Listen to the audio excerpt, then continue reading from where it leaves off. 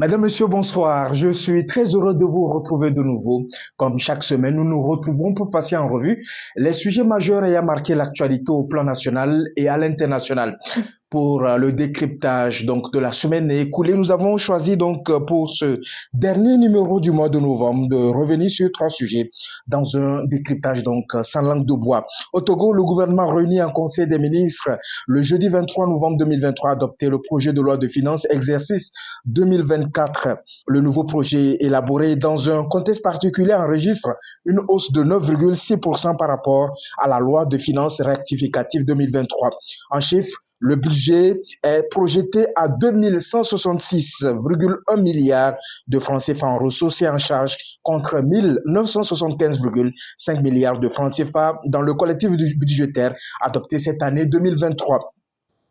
Aussi dans l'actualité nationale, le président de la République Faure Nanya Singbe a pris part le 20 novembre dernier donc à Berlin en Allemagne au quatrième sommet du G20 Compact with Africa sur l'investissement. Cette rencontre donc à laquelle a pris part le chef de l'État est structurée donc en business forum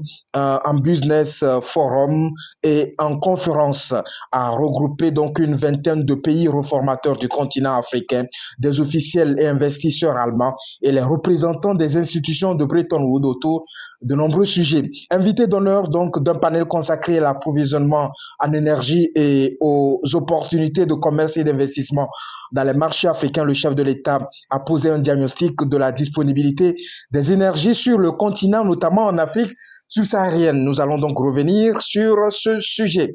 Enfin, hors de nos frontières, au Mali, cela fait plusieurs jours que l'armée malienne et ses supplétifs russes de Wagner ont pris le contrôle de Kidal, fief des rebelles du cadre stratégique permanent, CSP dans le nord du pays depuis plusieurs années. Les autorités maliennes de transition invitent les populations déplacées à revenir et s'engagent à assurer leur protection. Cela suscite donc une interrogation. Quelle stratégie sécuritaire et sociale de l'armée malienne à Kidal? Mesdames, Messieurs, c'est le sommaire de ce décryptage donc de la semaine écoulée. Comme je l'annonçais en titre, le Togo, à travers cette annonce faite par le Conseil des ministres, le gouvernement qui était donc réuni en Conseil des ministres le jeudi 23 novembre 2023, adopté le projet de loi de finances exercice 2024. Le nouveau projet de loi donc élaboré dans un contexte particulier enregistre une hausse de 9,6% par rapport à la loi de finances rectificative 2023. En chiffres, donc, le budget est projeté, il faut le retenir, à 2166,1 milliards de francs CFA en ressources et en charges contre 1975,5 milliards de francs CFA l'année dernière.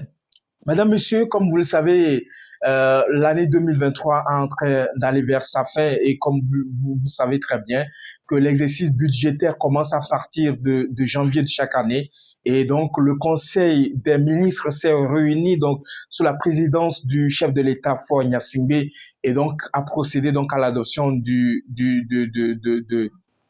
projet de loi de finances. Et la principale information à retenir, c'est que le budget 2024 est projeté à plus de 2 milliards de francs CFA. C'est donc une première dans notre pays. Vous savez très bien que le budget de l'État devrait passer, donc, selon l'information du gouvernement, pour la première fois de son histoire, la barre de 2 milliards. C'est selon donc le projet de loi de finances validé par le gouvernement réuni hier, jeudi, réuni donc en Conseil des ministres le jeudi 23 novembre 2023. Le budget pour l'année prochaine est ainsi projeté, comme nous l'avons annoncé dans l'introduction, à 2166,1 milliards de francs CFA. Climat des affaires digitales et sociales, ce sont donc des secteurs qui seront touchés donc par ce projet de loi de finances exercice 2024 qui s'aligne véritablement sur les axes stratégiques de la feuille de route gouvernementale consacrant respectivement 669,186,668 francs CFA, soit 48% des ressources à la promotion de l'inclusion et au développement du capital humain.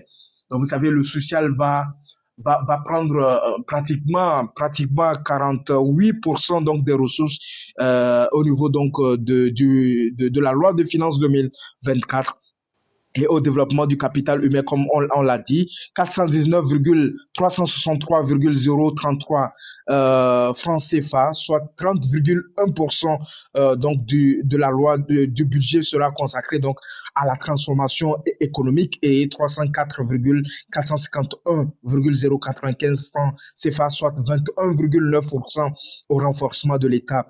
Donc selon le communiqué du Conseil des ministres, s'il ne fait pas donc l'objet de modifications majeures, une fois soumis à l'Assemblée nationale pour l'approbation, ce projet marquera sans nul doute une première pour le Togo, alors qu'il était encore à 1381 milliards en 2019, c'est-à-dire il y a de cela 4 ans. Par ailleurs, selon les prévisions de la feuille de route gouvernementale Togo 2025, le pays devrait poursuivre sa stratégie de promotion du numérique avec un budget marqué par une forte composante digitale, selon donc le gouvernement. Vous savez, depuis un certain nombre de temps, le gouvernement s'est lancé dans la digitalisation de tous les services qui sont fournis donc aux usagers donc des services publics. Donc tous les services publics qui sont fournis donc aux usagers va être